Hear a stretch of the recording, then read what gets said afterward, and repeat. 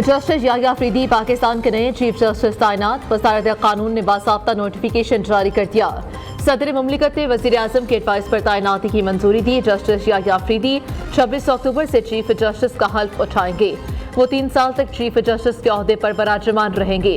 खसूसी पार्लिमानी कमेटी ने 2/3 अक्सरियत से जस्टिस याह्या अफरीदी को चीफ जस्टिस ऑफ पाकिस्तान नामजद किया।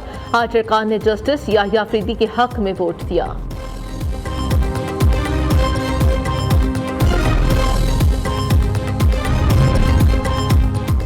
चीफ जस्टिस काजी फायज ईसा और नामजद चीफ जस्टिस याह्या अफरीदी की मुलाकात। चीफ जस्टिस काजी फायज ईसा ने नामजद चीफ जस्टिस याह्या अफरीदी को मुबारकबाद पेश की। दोनों जजेस में पहली मुलाकात आज मुकदमात की समाअत से कबल हुई। जस्टिस याह्या अफरीदी जस्टिस मंसूर अली शाह के चैम्बर में भी गए।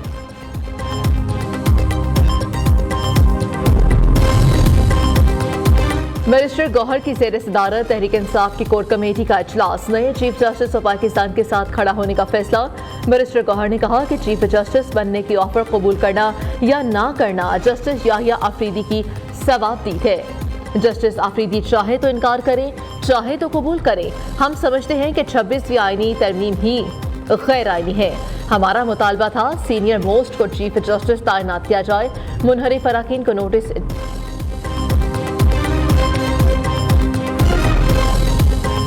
जस्टिस याह्या अफरीदी की बतौर चीफ जस्टिस तैनात को बार कौंसल्स ने खुशाइंद करार दे दिया।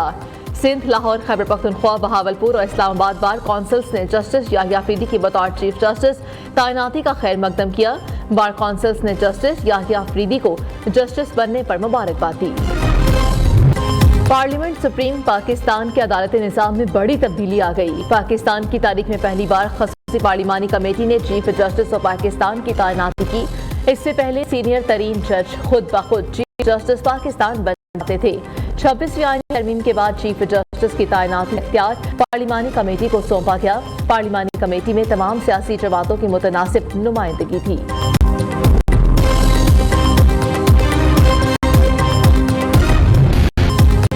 जस्टिस याह्या अफरीदी 23 जनवरी 1965 को डेरा इस्माइल खान में पैदा हुए। HSN कॉलेज लाहौर से इंटरमीडिएट, गवर्नमेंट कॉलेज लाहौर से ग्रेजुएशन, पंजाब यूनिवर्सिटी लाहौर से MA माशियात की डिग्री हासिल की। जेसन कॉलेज कैम्ब्रिज यूनिवर्सिटी से LL1 की डिग्री भी हासिल की। याह्या अफरीदी ने 1990 में हाई कोर्ट के वकील की हैसियत से प्रैक्टिस शुरू की। 2004 में सुप्रीम कोर्ट के वकील के तौर पर वकालत का आगाज किया। 2010 में पेशावर हाई कोर्ट के एडिशनल जज मुकर्रर हुए। 30 दिसंबर 2016 को पेशावर हाई कोर्ट के चीफ जस्टिस के ओहदे का हल्फ उठाया। 28 जून 2018 को सुप्रीम कोर्ट ऑफ पाकिस्तान के जज मुकर्रर हुए। जस्टिस याह्या अफरीदी मखसूस नशिस्तों से मुतालिक केस में लार्जर बेंच का हिस्सा रहे। केस से मुतालिक फैसले में अपना इख्तिलाफी नोट भी तहरीर किया। जस्टिस याह्या अफरीदी जुल्फिकार भुट्टो की फांसी के खिलाफ सदारती रेफरेंस पर सुप्रीम कोर्ट के 9 रुकनी लार्जर बेंच का हिस्सा भी रहे।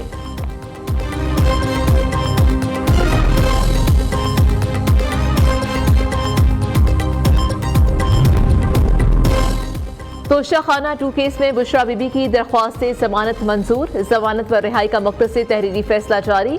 इस्लामाबाद हाई कोर्ट का बुशरा बीबी को जमानत पर रिहा करने का हुक्म। 10 लाख रुपए की जमानती मचल के जमा कराने की हिदायत। जस्टिस मियां गुल हसन औरंगजेब ने एक सफ़े का मुख्तसर तहरीरी फैसला जारी किया। बानी PTI पर हमला केस के मरकज़ी मुलजिम नवीद की दरख्वास्त से जमानत मुस्तरद। लाहौर हाई कोर्ट के जस्टिस शहबाज रिजवी की सरबराही में 2 रुकनी बेंच ने समाअत की। मुलजिम नवीद के वकील मियां दाऊद ने दलाइल दिए।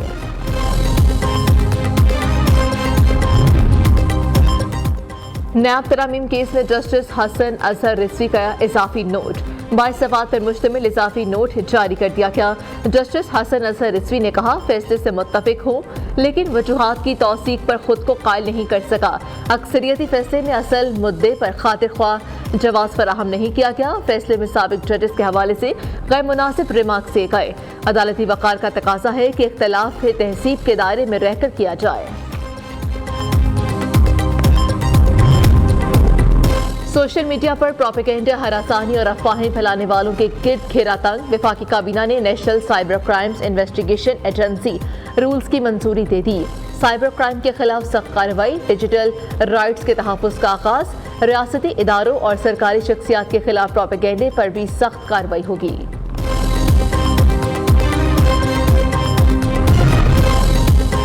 वज़ीर इत्तलात पंजाब असना बुखारी की वायरल वीडियो समेत दीगर केसेस की समाअत। Chief justice Lahore high court की सरबराही में 3 रुकनी लार्जर बेंच तहलील। जस्टिस फारूक हैदर ने ज़ाती वजूहात की बिना पर दरख्वास्तों पर समाअत से माज़रत कर ली। लाहौर में आलूदगी के बायस स्कूल के औकात में तब्दीली। महकमा तहफ़्फ़ुज़ माहौलियात पंजाब ने स्कूलों के औकात सुबह पौने 9 बजे से पहले शुरू न करने की हिदायत कर दी। स्कूलों के औकातकार 28 अक्टूबर से 31 जनवरी तक नाफिजुल अमल रहेंगे।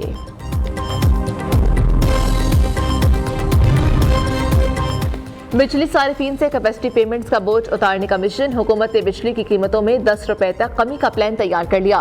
बिजली 2 पैसे लो कर लिया। हुकूमत की कायम करदा टास्क फोर्स के प्लान की तफसीलात मौसूल। आइंदा तमाम IPPs पॉलिसी पर चलाई जाएंगी। हुकूमत की मौजूदा IPP से नई पॉलिसी के नफाज पर बातचीत जारी। उधर 1 माह के लिए बिजली की कीमत में मामूली कमी का इम्कान। माह सितंबर के FCA की मद में 70 पैसे कमी की दरख्वास्त दायर। नेपरा अथॉरिटी CPPA की दरख्वास्त पर 30 अक्टूबर को समाअत करेगा।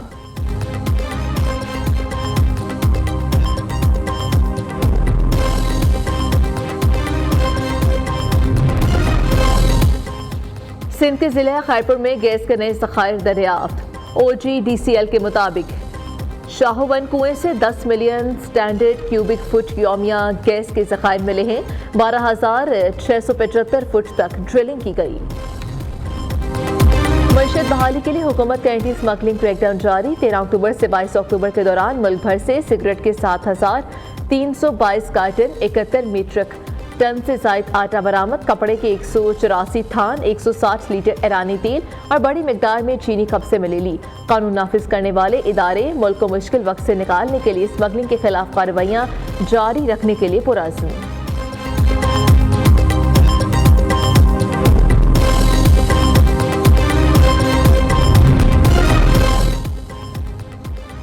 MQM की रुकने कौमी असेंबली राना अंसार का बेटा कराची में ट्रैफिक हादसे में जाँ बहाक। शाहसेब नकवी की उम्र 23 साल और वो मरहूम सहाफ़ी अंसार नकवी का भी बेटा था। आज सुबह क्लिफ्टन अंडरपास पे तेज रफ्तार कार हादसे का शिकार हो गई थी। एक नौजवान जाँ बहाक, दूसरा जख्मी। पेशावर के इलाके ज़रियाब कॉलोनी में घर से 3 लाशें मिली हैं। मरने वालों में खातून और उसके 2 बच्चे शामिल। फकीराबाद पुलिस के मुताबिक इब्तदाई तौर पर लगता है जहर देकर मारा गया। पोस्टमार्टम रिपोर्ट के बाद असल हक़ाइक़ सामने आएंगे।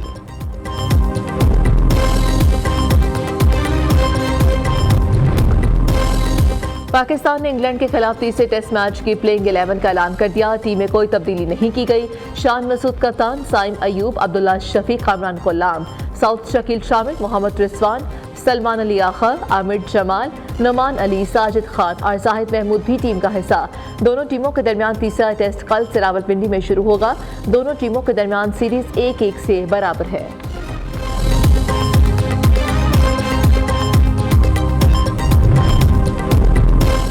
खिसर में मुनकिदा पोलो टूर्नामेंट गिलगित बरादर्स क्लब ने जीत लिया। फाइनल में यासीन ने क्लब को सनसनीखेज मुकाबले के बाद शिकस्त। मुकर्ररा और इजाफी वक्त में मुकाबला 3-3 गोल से बराबर रहने पर फैसला गोल्डन गोल से हुआ। मैच देखने के लिए स्टेडियम में शायकीन की बड़ी तादाद मौजूद थी।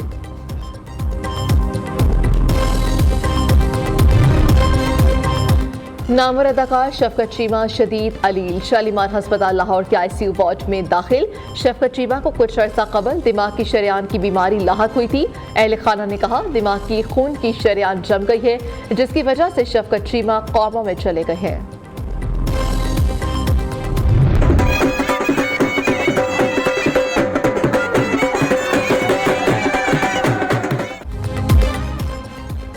दीना में पंजाब के सकावती खेल बैल अखाड़ा ढंगरी का इनाकात। पंजाब भर के किसानों ने मुकाबले में भरपूर हिस्सा लिया। खेल में किसान को अपने बैलों की जोड़ियों के साथ ग्राउंड में 8 चक्कर लगाना होते हैं। सबसे कम वक्त में चक्कर मुकम्मल करने वाली जोड़ी फातेह करार पाती है।